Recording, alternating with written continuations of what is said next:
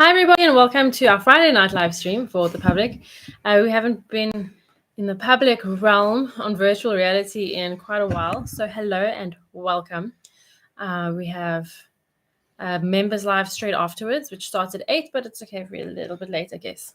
Yeah, so 8 p.m. our members live chat will start, but we just wanted to reconnect with you.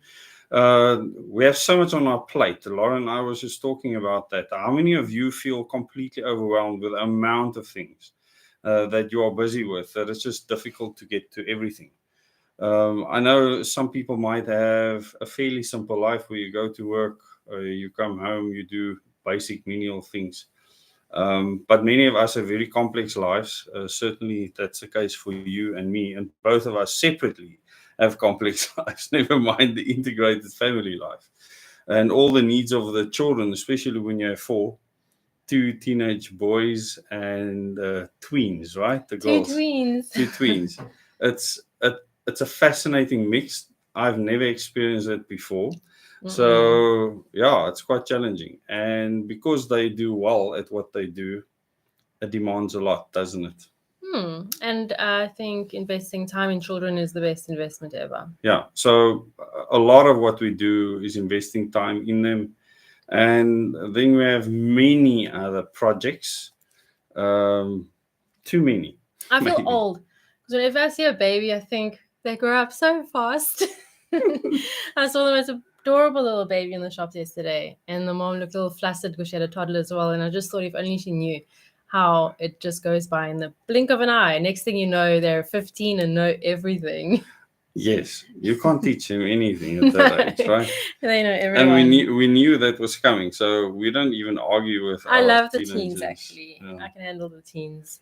Yeah, you can have sophisticated discussions with them about the universe, almost anything. We were hypothesizing earlier how perhaps Earth is the Australia of the galaxy, and like aliens just dropped off all the naughty aliens, and then millennia later, we are. The prison of the galaxy. Yeah. Interesting.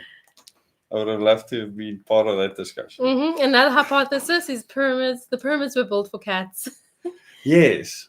Well, for the cat to sit on top of. Yes, because cats love high places, and that actually came up after we rearranged the garage. And the next day we found our cat on the highest possible point in the garage. And then we were discussing Egypt. We also discussed how they didn't worship cats. It was probably just a decor trend of the day because like millennials have pineapples and these random objects and monkeys and palm trees. It's like we worship them, but we don't. It's just decoration. Yeah, that's fascinating. Maybe the bugs as well, right? So, yeah, how are you guys doing? We have 40 people in the chat at the moment. We will hopefully have more public live streams in future.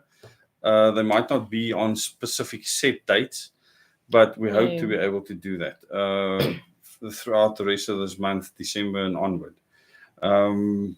It is super important that we connect with the public and new people on a deeper level. There's so much that needs to be explored. And I use the word explore because a lot of people are in the process of exploring. A lot of people are confused by what is happening in the world. A lot of things don't make sense to them at this stage. Many of you might have been at that stage. Think back on when you for the first time realized that things aren't the way you were taught in school or by your parents or by the people around you. And you realize that if you're interested, that you need to dig a bit more. You might read books. You might search for things online. I mean, back in the day, books were available. You didn't have the internet. You might speak to people and realize that there might be a few things wrong with my thoughts or my biases. I find it fascinating. So there's something I'd like to chat about, and that's 1984. Me and my 1984 discussions. But firstly, this past Sunday, we completed our workshop on counter propaganda, counter intelligence, and counter invasion. We focused quite a bit on the propaganda part. And it was just a reminder for me how much you absolutely, like George Orwell in 1984 said, can't trust your eyes and ears because those of senses. the propaganda that's out there, the propaganda machinery. I've actually started delving into some other topics with my children, trying to get them to understand how the world works. And how the world works is pretty much first unraveling how organized crime works, as well as how multinational corporations work. And only once you start to dig there and deconstruct that can you fully understand reality. And everything that we're fed from the perspective of us being subjects and consumers to extract our time, our resources, and even our intellect. And we can change that. I believe we can change that. I think we can get humanity on a completely different direction where we are truly the captain of our own destinies, as the Invictus poem suggests. Back to 1984, though, quickly, before we get started, something we were discussing. Where were we driving? We were driving somewhere and we were discussing this. And that is in 1984, Winston, the main character, commits this terrible, terrible, terrible crime. And when I explain what this terrible crime is, I want you to think of the net zero carbon emission pledges that countries are taking. I want you to think of the climate change narrative, how climate change is happening, and the narrative that it is human beings' fault, that we, in the way we consume and the way we live, is contributing, the way we eat is contributing to this climate change. 90% of it. 90% of it. Yeah. It's our fault, it's people. Our fault, yeah. And think of the net carbon zeros. Think of also digitization of every facet of our lives. Think of Klaus Schwab's fourth industrial revolution and how we're inching closer and closer. Think of cashless society. Think of how much we consume online compared to many years ago.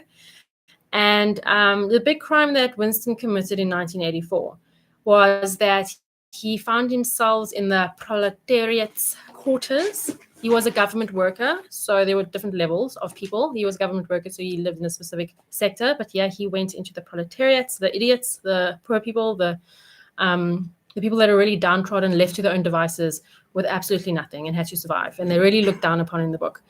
And he found himself in what one could call an antique shop. And in this antique shop, he finds himself a notebook and a pen. He must have had a pen as well. And he buys this notebook and pen. Little do we know, no, let me not spoil the book if you haven't read it yet. He buys this notebook. He goes home. He moves his TV. He finds a corner of his house and he starts to write down his thoughts. That is the massive crime that he commits that propels Winston into a downward spiral to the point where he gets caught by the thought police. And when Des and I were talking about this, the reason I brought it up is because I thought to myself, we're not too far off that, actually. We're there. Well, it's not illegal to write down in a notebook, but it's now illegal for you to like a tweet in another country that is considered against your law, because then you'll get arrested in your house. It happened in the UK recently. True. Where a lady was arrested in her home because she liked a tweet from someone in a different country. So we are kind of there. We are there, but I also thought of it from a literal paper perspective. I have an obsession with trying to collect books and books and books because of how AI has taken over Google search as well. And I can imagine, we're not going to print paper anymore because it's bad for the environment. We need to reach net carbon zero. We don't want to waste. We don't want to cut down trees. We don't want to grow trees that aren't native or indigenous to a specific area. And I'm speaking on behalf of whoever the decision makers are. So I can completely understand how with Spotify, Netflix, Google, Canva, Microsoft, all the apps that we have at our disposal, I can completely understand we'll go less and less and less printing of books and printing of notebooks. And even the youth, I think, will focus more on typing than on writing, to the point where, I don't know, 10, 50, 100 years from now, it might be completely plausible that we won't be able to buy a book and a pen. And just like Winston, we'll find ourselves ambling around an antique shop and then come across a book and a pen there. And who knows what government regulation, what terrorist acts there might be that might prevent us from writing down free thoughts. An antique shop might be illegal. Well, there's a plot twist. If you have not read 1984, it's a short book. Please go read it, because that antique shop, or it wasn't called an antique shop, but that antique shop has a very interesting plot twist at the end. There it is. Yeah. You can get so many different covers as well. Yeah. So I'm on a mission. I like to go to libraries, and all libraries have this little stand where you can buy books for like R5 and R10 and R20, and every once in a while I go buy them. I'm out of bookshelf space, but I would encourage everyone to do the same. If you care about humanity, if you care about what makes us civilized and human, artistic and creative and expressive, and that desire that we have to beautify and explore, we need to start, I feel, hoarding all those things. And Preserve. I've always considered myself a minimalist in the sense that I hate clutter, I hate hoarding. However, there's a massive attack on humanity itself, the things that make us human. The heaviest things we would have to move when we move house are the books. And I feel like we don't have slightly enough. So buy and hoard books, as many as you can. Books, analog musical instruments, anything like that. Anything. And keep it. Anything any computer that's not connected to the cloud, any laptop that can still take a CD or DVD. Original art, if you can afford it. Porcelain dinnerware. Persian carpets, dare I say, if you have extra savings. I was very depressed when I read about 2 Persian carpet shops closing down. I'm not sure if it's just like a personal issue that it's closing down, or if the market is such that people are not appreciating or affording authentically created items. We are living in a very plastic world, a really, really plastic world. And that bothers me because I think it affects us on a cellular level in ways that we cannot yet comprehend. So people, tell us, how you feel about books, paper, etc., going out of fashion. Paper money, Phil said earlier that he got a email from one of the insurance companies saying that they are going cashless. There's so many things that we spoke about extensively happening. We're called the C word. So yes, conspiracy theories. I wouldn't even say that in a video because we might think that no, it doesn't bother me at this stage. Okay. We're actually contemplating doing a workshop looking at and tell us what you think about this. Looking at the timeline from 2020 when the pandemic happened and ending with 2025, the expectations, all the things that have actually taken place. Because I think people are so lulled into what is happening, it just becomes normal. For a long time, not a workshop, a presentation. For a long time, people would use the boiling the frog analogy for the ANC. ANC was boiling the frog for, I don't know what, a taxpayers? I can't really remember. But that is exactly what globalists are doing to us in terms of, the new world orders, people call it, global government system, cashless society. You're not going to wake up one day and boom, it's going to happen. These things take time, slowly. And it's not just that they take time. Events are orchestrated and created to get the public to cry out for the very changes that will imprison them in this digital nightmare. So we can literally do that presentation based on evidence. I think a lot of people maybe don't have the time to actually put everything together. Like I said the other day, I think I said it in one of the live streams the other day, if everyone could immediately, like in an instant, get a big picture understanding of exactly what's going on in the world and country, we would run amok. Yes. We won't just carry on the way. And I'm not talking about secret information. I'm talking about information that's out there. If we had the human capability of instantly comprehending the ramifications of everything that's happening in every sector of society, we would run amok. I think that is the key word, comprehend. Yeah. Comprehension, actually. But yeah, maybe it's worthwhile for us to do a presentation on that so that it can be thrust in people's minds from our perspective. And just using evidence, showing how far the world has moved in 5 years. Maybe starting 2019, but in any case, how much has happened in 5 years? And then, if you look at 2025 to 2030, the things that will happen. Mark Zuckerberg recently made quite a statement about phones. So we'll talk about that in the members live chat. That should start now. But it's really nice to catch up with you again. Please share this with other people. If you are new to this channel, please subscribe. Click the subscribe button and yes, go and watch Many of the other content that we've placed on the channel, we have playlists.